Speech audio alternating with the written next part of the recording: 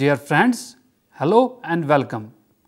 Today I am going to deliver a lecture on hemostasis, thrombosis, embolism, infarction and shock.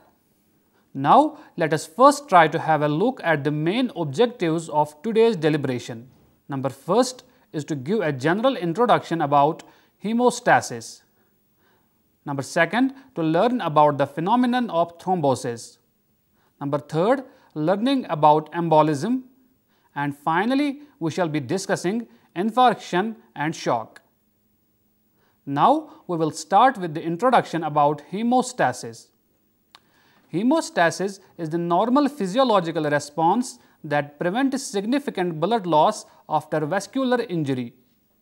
The process depends on an intricate series of events involving platelets, other cells and the activation of specific blood proteins known as coagulation factors.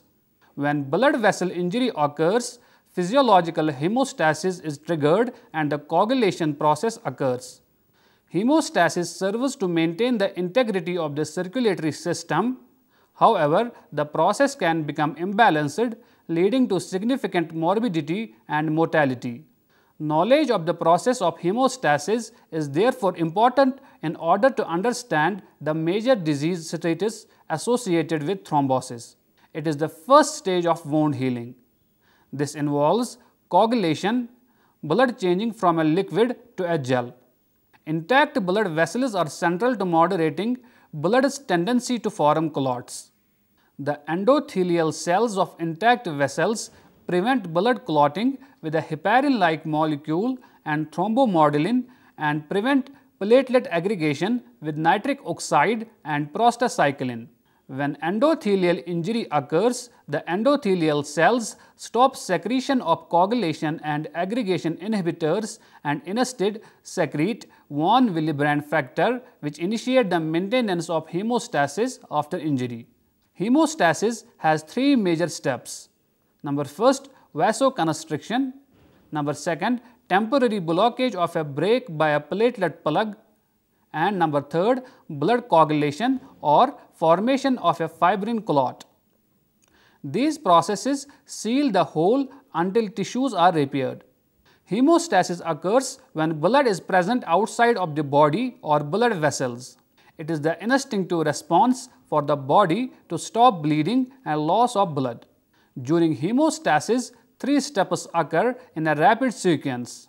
Vascular spasm is the first response as the blood vessels constrict to allow less blood to be lost.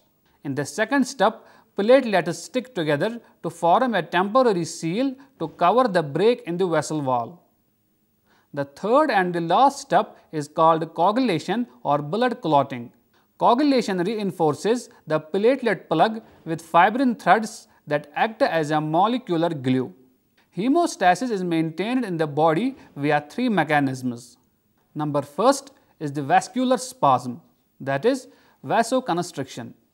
Vasoconstriction is produced by vascular smooth muscle cells and is the blood vessel's first response to injury. The smooth muscle cells are controlled by vascular endothelium, which releases intravascular signals to control the contracting properties. When a blood vessel is damaged, there is an immediate reflex initiated by local sympathetic pain receptors which help us promote vasoconstriction. The damaged vessels will constrict, which reduces the amount of blood flow through the area and limits the amount of blood loss. Collagen is exposed at the site of injury, which promotes platelets to adhere to the injury site. Platelets release cytoplasmic granules which contain serotonin, ADP and thromboxane A2, all of which increase the effect of vasoconstriction. Number second is the platelet plug formation. Platelets adhere to damaged endothelium to form a platelet plug, that is primary hemostasis, and then degranulate. This process is regulated through thromboregulation. Plug formation is activated by a glycoprotein called von Willebrand factor, which is found in plasma. Platelets play one of the biggest roles in the hemostatic process. When platelets come across the injured endothelium cells, they change shape, release granules and ultimately become sticky. Once the platelet plug has been formed by the platelets, the clotting factors begin creating the clot. When this occurs, the clotting factors begin to form a collagen fiber called fibrin. Fibrin mesh is then produced all around the platelet plug, which helps hold the plug in place. Number 3 is the blood coagulation. Clots form upon the conversion of fibrinogen to fibrin and its addition to the platelet plug. Coagulation, the third and final step in this rapid response, reinforces the platelet plug. Coagulation or blood clotting uses fibrin threads that act as a glue for the sticky platelets. As the fibrin mesh begins to form, the blood is also transformed from a liquid to a gel-like substance through involvement of clotting factors and procoagulants. The coagulation process is useful in closing up and maintaining the platelet plug on larger wounds. The release of prothrombin also plays an essential part in the coagulation process because it allows for the formation of a thrombus or clot to form. Now that we have understood the concept of hemostasis, let us now discuss the phenomenon of thrombosis. Thrombosis is the formation of a blood clot inside a blood vessel, obstructing the flow of blood through the circulatory system. When a blood vessel is injured, the body uses platelets, that is thrombocytes, and fibrin to form a blood clot to prevent blood loss. Even when a blood vessel is not injured, blood clots may form in the body under certain conditions. A clot that breaks free and begins to travel around the body is known as embolus. When a thrombus is significantly large enough to reduce the blood flow to a tissue, hypoxia, that is oxygen deprivation, can occur and metabolic products such as lactic acid can accumulate. A larger thrombus causing a much greater obstruction to the blood flow may result in anoxia, that is the complete deprivation of oxygen, and infraction, that is tissue death. There are also a number of other conditions that can arise according to the location of the thrombus and the organs affected. Thrombosis can be broadly classified as either venous thrombosis or arterial thrombosis according to where the thrombus presents in the body. Venous thrombosis occurs in the veins and is categorized further according to where it occurs, including deep vein thrombosis, portal vein thrombosis, renal vein thrombosis, jugular vein thrombosis, Budd-Chiari syndrome, Paget-Shorter's disease, cerebral venous sinus thrombosis. Arterial thrombosis, also known as atherothrombosis due to its association with atheroma rupture, occurs in the arteries. The blood stasis caused by atrial fibrillation may also cause this type of thrombosis. There are multiple causes for stroke, including ischemia, hemorrhage, and embolus in the brain. Stroke due to a blood clot in the brain usually builds gradually around an atherosclerotic plaque. Myocardial infarction may also be caused by a thrombus in the coronary artery and is associated with ischemia. The reduced oxygen supply to the heart cells as a result of the blockage results in cell death and myocardial infarction. Now coming to the causes. There are three main causes of thrombosis. Hypercoagulability, that is injury to the endothelial cells of the blood vessel wall and abnormal flow of the blood. Hypercoagulability, also known as thrombophilia, refers higher levels of coagulation factors in the blood that increase susceptibility to thrombosis. This is usually as a result of genetic disorders of the immune system. Injury to the epithelial cells on the wall of blood vessels after trauma, surgery, or infection can also precipitate coagulation and possible thrombosis. Abnormal blood flow such as venous stasis following heart failure or long periods of sedentary behavior can also cause thrombosis to occur. Additionally, some other health conditions can affect blood flow and lead to production of thrombus, including atrial fibrillation and cancer. A common complication of thrombosis is hypoxia due to the obstruction of the artery or vein. When the majority of the blood vessel is blocked, the oxygen supply to the body is reduced and results in increased production of lactic acid. Additionally, in some cases, the blood clot may break free and travel across the body, a process known as embolization. Now, coming to the next part of our today's lecture, that is embolism. An embolism is the lodging of an embolus, which may be a blood clot, fat globule, gas bubble, or foreign material in the bloodstream. This can cause a blockage in a blood vessel. Such a blockage, that is vascular occlusion, may affect a part of the body distanced from the actual site of the embolism. This is in contrast to a thrombus, which causes a blockage at the site of origin. There are different types of embolism.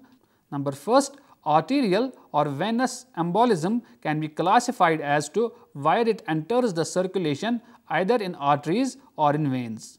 Arterial embolism are those that follow and, if not dissolved on the way, lodge in a more distal part of the systemic circulation. Sometimes multiple classifications apply. For instance, a pulmonary embolism is classified as an arterial embolism as well, in the sense that the clot follows the pulmonary artery carrying deoxygenated blood away from the heart. However, pulmonary embolism is generally classified as a form of venous embolism because the embolus forms in veins, for example, deep vein thrombosis. Number second, arterial embolism can cause occlusion in any part of the body. It is a major cause of infarction, tissue death due to the blockage of blood supply. An embolus lodging in the brain from either the heart or a carotid artery will most likely be the cause of a stroke due to ischemia.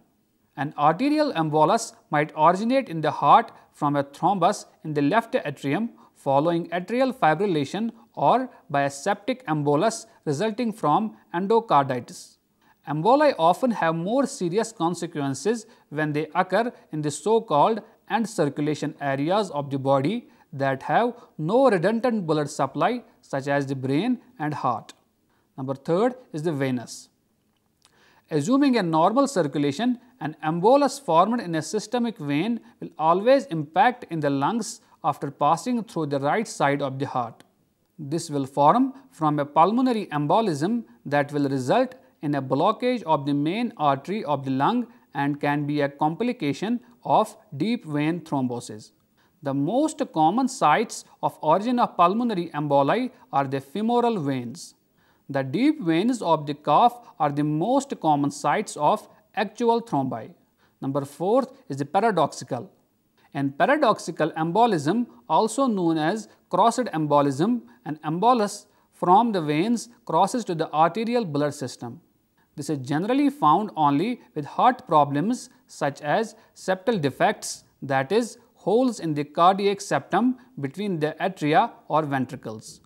The most common such abnormality is patent foramen ovale, occurring in about 25% of the adult population, but here the defect functions as a valve which is normally closed because pressure is slightly higher in the left side of the heart. Sometimes, for example, if a patient coughs just when an embolus is passing, it might cross to the arterial system. The direction of the embolus can be one of two types, that is, anterograde and retrograde. In anterograde embolism, the movement of emboli is in the direction of blood flow. In retrograde embolism, however, the emboli move in opposition to the blood flow direction. This is usually significant only in blood vessels with low pressure, that is veins, or with emboli of high weight. Symptoms of embolism vary from barely noticeable to full-blown heart attack and can greatly depend on the type and size of embolism. An embolism such as a thromboembolism that blocks blood flowing through a coronary artery on the surface of the heart may cause a heart attack, that is myocardial infarction, as a symptom. Cerebral, that is brain emboli, are likely to lead to transient ischemic attack or stroke, symptoms of which include weakness or tingling on one side of the body, confusion, speech problems, vertigo and balance problems, difficulty with vision and severe headache. Treatments for embolism depend on size, location and nature of the blockage. Now, let us discuss next part of our today's lecture, that is infarction.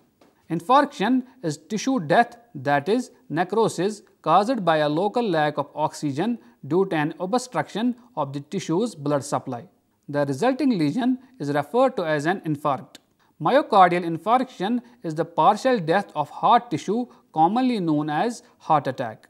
The supplying artery can be blocked by an obstruction, for example, an arterial embolus, thrombus, or atherosclerotic plaque may be mechanically compressed, for example, tumor, volvulus, or hernia, ruptured by trauma, for example, atherosclerosis, or vasoconstricted, for example, cocaine vasoconstriction leading to myocardial infarction.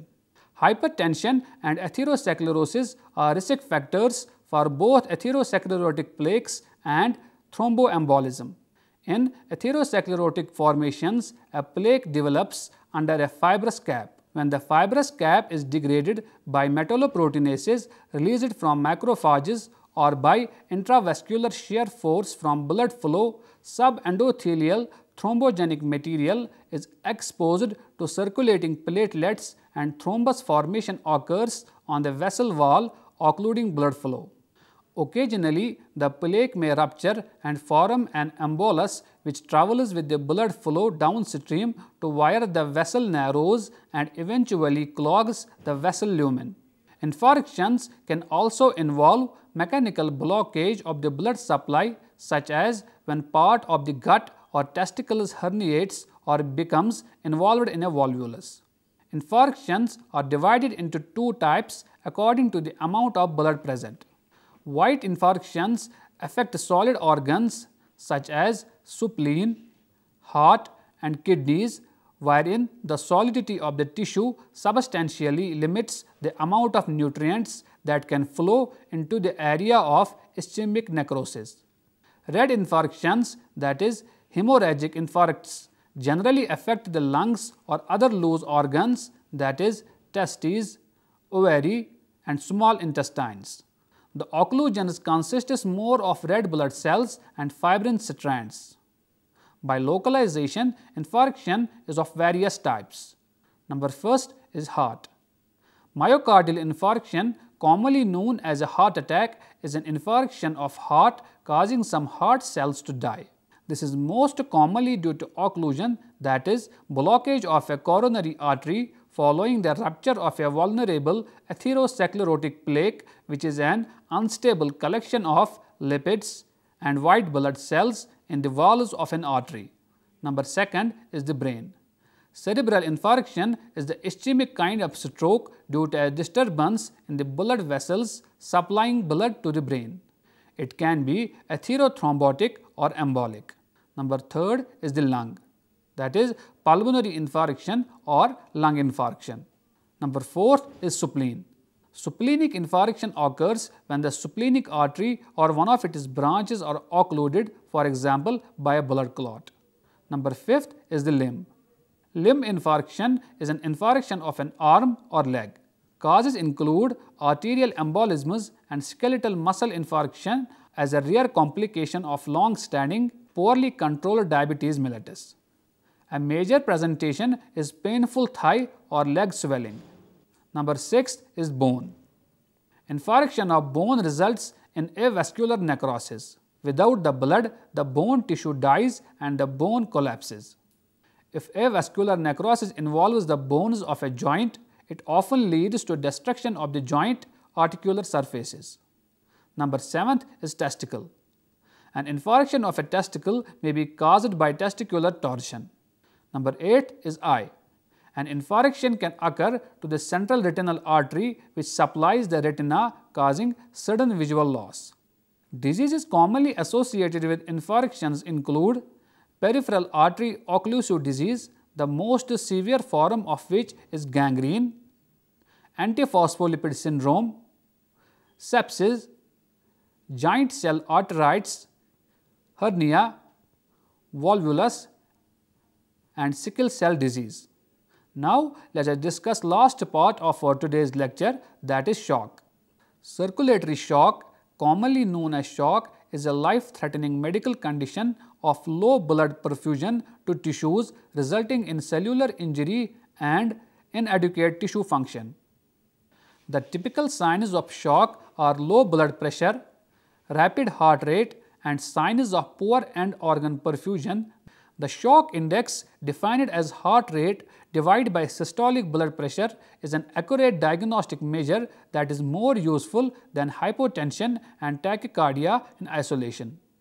Under normal conditions, a number between 0.5 and 0.8 is typically seen, and should that number increase, so does suspicion of an underlying state of shock.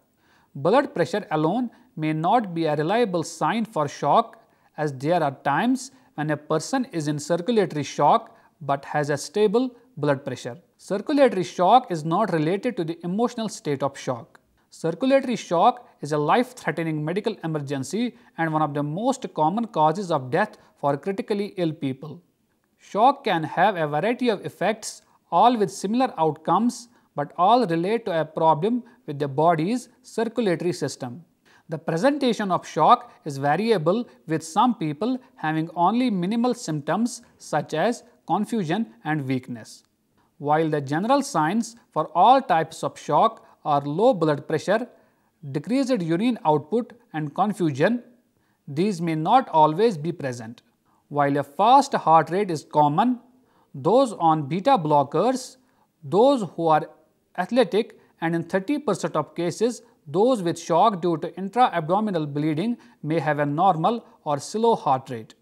Specific subtypes of shock may have additional symptoms. Hypovolemia is a direct loss of effective circulating blood volume leading to a rapid, weak, thready pulse due to decreased blood flow combined with tachycardia. Cool, clammy skin due to vasoconstriction and stimulation of vasoconstriction. Rapid and shallow breathing due to sympathetic nervous system stimulation and acidosis. Hypothermia due to decreased perfusion and evaporation of sweat. Thirsty and dry mouth due to fluid depletion. Cold and mottled skin, especially extremities, due to insufficient perfusion of the skin. There are 4 stages of shock. As it is a complex and continuous condition, there is no sudden transition from one stage to the next. At a cellular level, shock is the process of oxygen demand becoming greater than oxygen supply. Number first is the initial stage. During this stage, the state of hypoperfusion causes hypoxia. Due to the lack of oxygen, the cells perform lactic acid fermentation.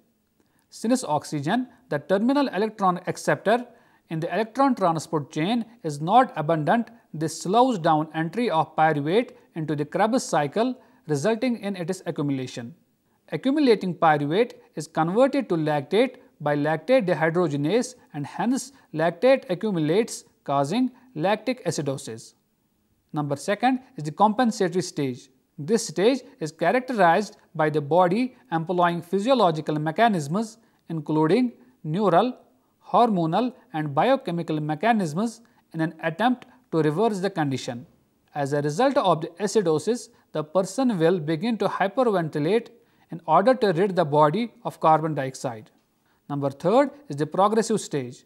Should the cause of the crisis not be successfully treated, the shock will proceed to the progressive stage and the compensatory mechanisms begin to fail.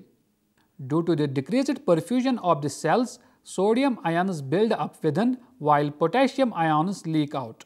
As anaerobic metabolism continues, increasing the body's metabolic acidosis, the arteriolar, smooth muscle and precapillary sphincters relax such that blood remains in the capillaries. Due to this, the hydrostatic pressure will increase, and combined with histamine release, this will lead to leakage of fluid and protein into the surrounding tissues. Last is the refractory stage. At this stage, the vital organs have failed and the shock can no longer be reversed. Brain damage and cell death are occurring, and death will occur imminently. One of the primary reasons that shock is irreversible at this point is that much cellular ATP has been degraded into adenosine in the absence of oxygen as an electron receptor in the mitochondrial matrix. That is all about today's lecture. Hope you have understood it very well. Thank you very much and goodbye.